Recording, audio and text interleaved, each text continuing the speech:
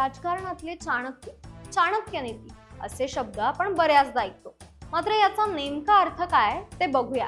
पण त्याआधी मंडळ आभारीला सबस्क्राईब करा. सुमारे इसवी सन पूर्व 350च्या सुमारास चाणक्य नावाचे विचारवंत सम्राट चंद्रगुप्त मौर्य यांच्या राजसभेत महामंत्री होते. त्यांना विष्णुगुप्त, कौटिल्य या नावाने देखील ओळखलं जायचं.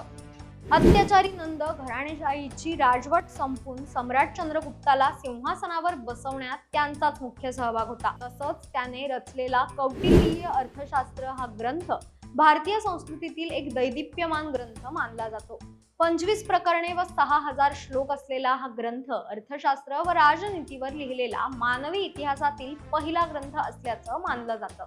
या ग्रंथात प्रतिपादलेल्या धोरणास चाणक्य नीती व दंडनीती म्हणून ओळखतात. या ग्रंथाचा आधार घेऊन अनेक राजकीय नेते राजकारण करत असतात.